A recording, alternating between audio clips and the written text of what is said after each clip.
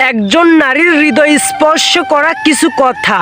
প্রিয় স্বামী, তোমার কি মনে আছে বিয়ের শুরুতে আমার শরীর কত সুন্দর লাবণ্য ছিল? আমি এখনো সেই মেয়েটি আছি যাকে তুমি সুন্দরী বলতে। তুমি যার প্রেমে পড়েছিলে, যার চোখের দিকে তাকিয়ে তুমি সবসময় বলতে আমি তোমার চোখে ডুবে যেতে চাই।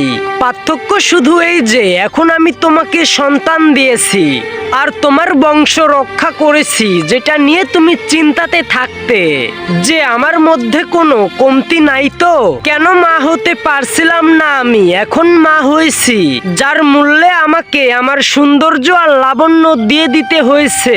এখন আমি মোটা হয়ে গেছি, এটা বলে অভিযোগ করো না। আর ভেবো না যে তোমাকে আমি আগের মতন ভালোবাসবো না।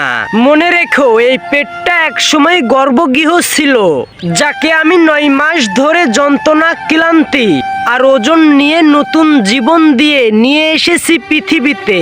সে একজন তোমার বংশের প্রদীপ। বিনিময়ে আমি কিছু চাইনি, শুধু একটু সম্মান আর ভালোবাসা চেয়েছি। এইটুকু কি খুব বেশি চাওয়া? এটুকু কি দেওয়া যায় না?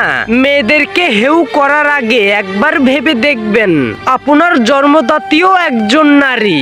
হাজার কষ্ট সহ্য করে সে আপনাকে পৃথিবীতে এনেছে, এটা ভেবে যে আপনি একজন ভালো মানুষ হবেন। সম্মান করতে শিখুন, বিনিময়ে সম্মান পাবেন।